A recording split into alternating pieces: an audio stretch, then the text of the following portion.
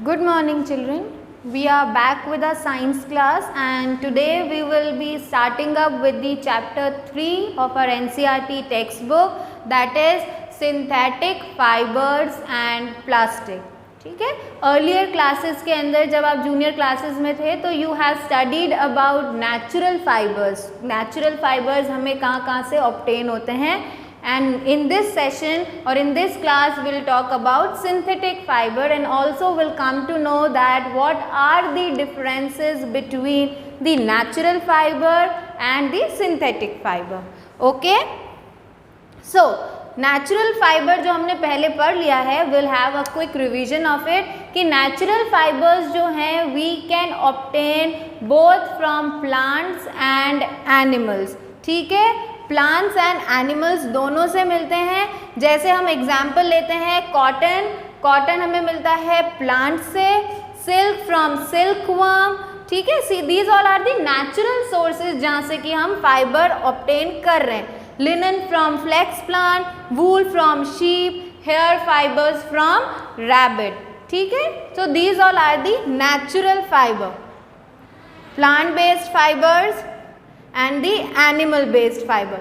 Okay, इतनी देर से हम फाइबर बात कर रहे हैं. बेसिकली फाइबर्स होते क्या हैं? Have you all studied about monomers and polymers? Monomers क्या होते हैं, या फिर अब अगर मैं आपको एक सिंपल सा एग्जांपल देती हूँ कि कभी आपने नेकलेस देखा है? नेकलेस के अंदर जो बीड्स होते हैं, how uniformly they are arranged with each other on a single thread to form a beautiful necklace. तो हर एक जो स्मॉल बीड है नेकलेस का, it is the monomer and many such monomers are combined to form the necklace जो कि polymer है. ठीक है, we are just taking the example. तो मोनोमर्स क्या है? They are the smallest unit जो खूब सारे मिलकर क्या बनाते हैं? एक पॉलीमर बनाते हैं. उसी तरीके से जो फाइबर है, fiber is the monomer and many such monomers या many such fibers combine to form a fabric, that is the polymer. ठीक है, now अब synthetic fibers क्या होते हैं? natural fibers हमने बात कर ली जो नेचर से हमें प्रोवाइड होता है. synthetic fibers क्या हैं? they are man made polymers जो हम ह्यूमन बींग्स ने बनाए. ठीक है, अब इनकी क्यों ज़रूरत पड़ गई नेचुरल फाइबर से? Why there was the need to switching over to the synthetic fibres? Because first reason they cost effective. Second reason is इनकी ड्यूरेबिलिटी. सिंथेटिक फाइबर्स की durability is much higher than that of the natural fibres. ठीक है, they absorb less water, मतलब जो इनका हम एक आगे एक्टिविटी परफॉर्म करेंगे जिसके अंदर you will come to know कि जो एब्जॉर्बेंस होता है वाटर का, इट इज़ लेस. ठीक है, नेक्स्ट इनका एक ही डिसएडवांटेज है. Synthetic fibre has only one disadvantage, that it catches fire easily. That is why आपको दिवाली पे और whenever you are working in the kitchen आपको एडवाइस किया जाता है to avoid wearing synthetic cloth. क्यों ऐसे कहा जाता है? क्योंकि जो सिंथेटिक क्लोथ्स होते हैं वो ईजिली फायर कैच कर लेते हैं, they get stick to your skin और आपको बर्न्स क्रिएट करते हैं. ओके, तो I have discuss synthetic fibres basically होते क्या हैं. ओके,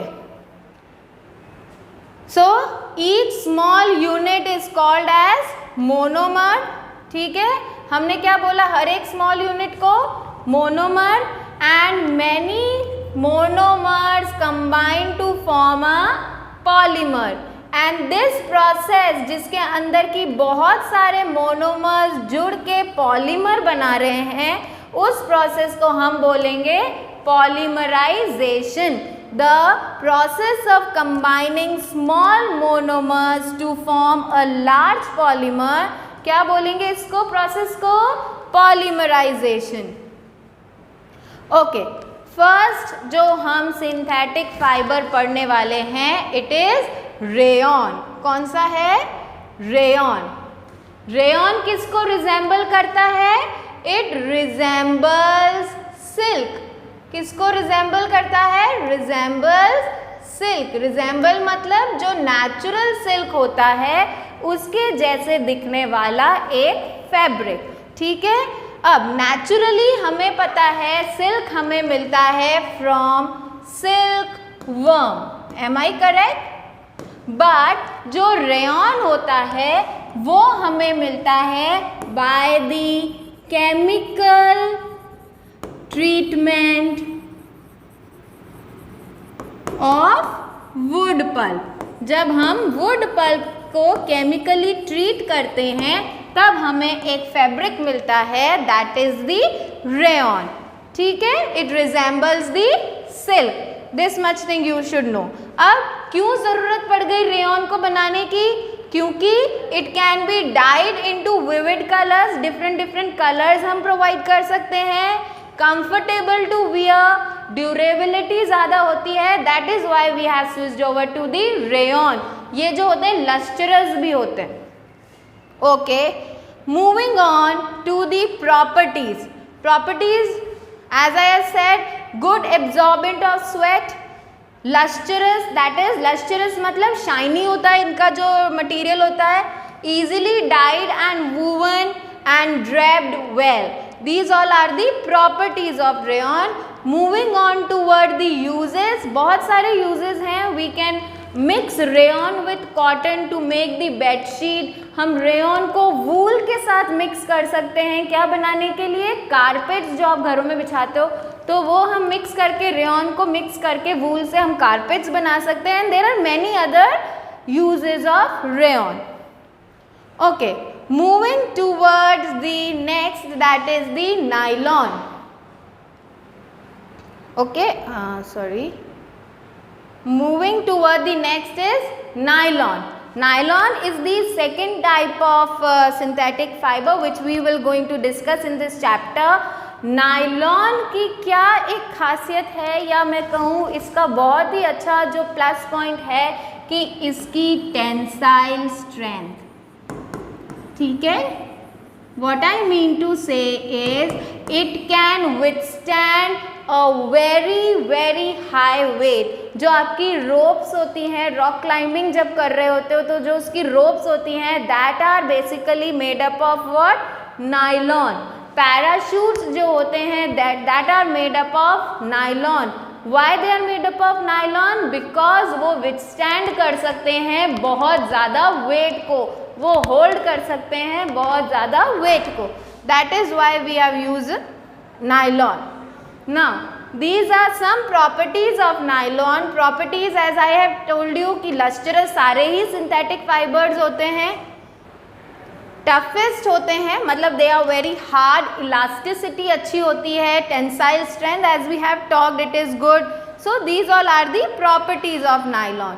यूजेस जैसा मैंने बताया, रेनकोट बनाने के लिए, स्विमिंग वियर्स बनाने के लिए, स्ट्रेचेबल वियर्स, ठीक है, पैराशूट्स, रोप्स, ये सब बनाने के लिए नायलॉन को हम यूज करते हैं. ओके, सो नेक्स्ट क्लास के अंदर हम we will discuss about polyester and acrylic, and after that we will talk about plastics. ठीक है, प्लास्टिक्स कौन से हैं, थर्मोसेटिंग प्लास्टिक्स क्या हैं, थर्मो प्लास्टिक्स क्या है, everything we will going to study in detail. Till then I want you all to please go through these topics. ठीक है, if you face any problem you can call me. Till then thank you and take care.